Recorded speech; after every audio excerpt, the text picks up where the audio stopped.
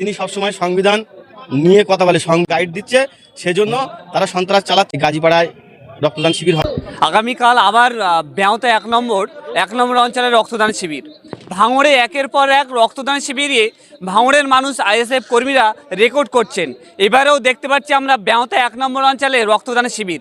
এখানকার রাত ফইলেই যে আগামীকাল রক্তদান শিবির, এই রক্তদান শিবির দেখতে পাচ্ছি আগামীকাল এস্টেট, আমার পাশেই যে এস্টেট আছে এই এস্টেটের নওশাদ সিদ্দিক মহাশয় আসবেন, এখানে এসে বক্তব্য রাখবেন।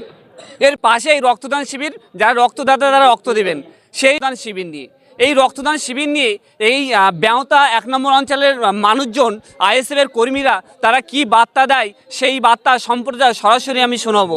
আমার গোলকমাই সকলে চোখ রাখুন এবং ভিডিওটি বেশি শেয়ার করুন। আগামীকাল আমাদের রক্তদান শিবির, আমাদের ভাঙড়ের পরিচয় হোক রক্তদান দিয়ে। কারোর রক্ত নিয়ে হোলি খেলা করে না।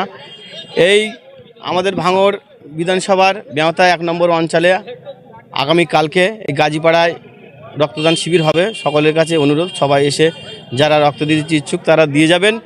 আমাদের ভাঙড় বিধানসভায় গত পঞ্চায়েতে আমাদের শহীদ হয়েছিলেন মহিউদ্দিন মোল্লা, হাসান মোল্লা, রেজাউল গাজী। এরা যেমন রক্ত দিয়ে প্রাণ দিয়েছে আমাদের জন্য, সেই রক্তদানকে সামনে রেখে আমরা এই আজ কর্মসূচি করছি। রক্ত নিয়ে যারা হোলি খেলছে তাদের বিরুদ্ধেই কি আপনাদের লড়াই? অবশ্যই তাদের বিরুদ্ধে লড়াই। মানুষের রক্ত ক্ষরণ করা আমাদের কাজ না। আমাদের একমাত্র বিধায়ক এমএলএ নওশাদ সিদ্দিকী, তার নীতি আদর্শ সকলেই জানে।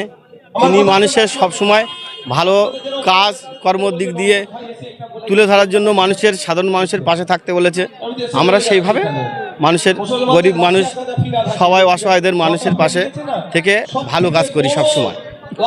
আগামী দিনে কি আপনারা 2026 সালে আপনারা জিতেন এবং হারেন, আপনারা কি আগামী দিনেও রক্তদানের মাধ্যমে ভাঙড়ের পরিচয় ঘটিয়ে তুলবেন?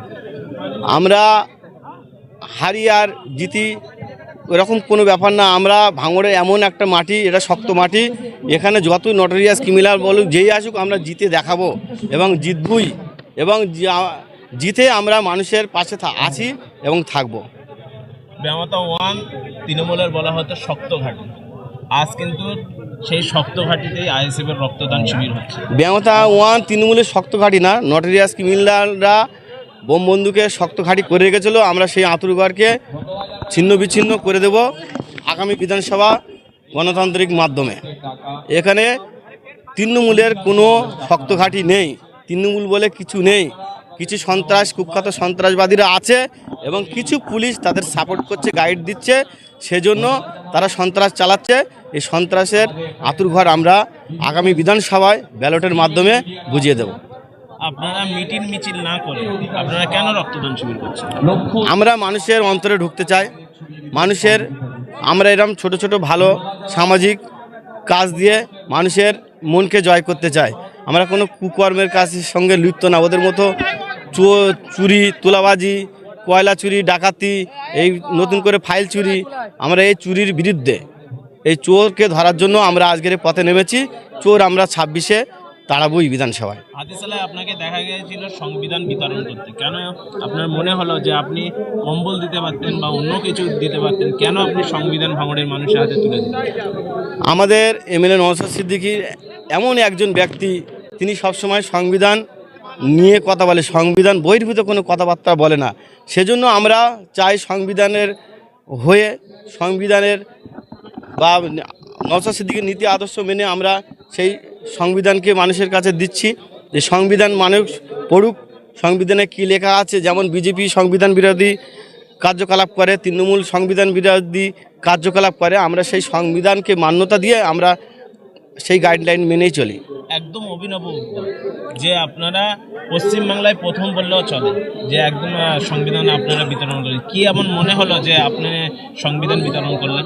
আমার জন্মে আমি কোনোদিন দেখিনি কোথাও সংবিধান বিতরণ করতে, কিন্তু আমাদের এটা ভালো লেগেছে। কারণ আমরা জানি সবসময় ভালো কাজ করলে মানুষের মন পাওয়া যায়, এবং সংবিধান বহির্ভূত কার্যকলাপ করা মানে সে একটা বড় দুষ্কৃতি।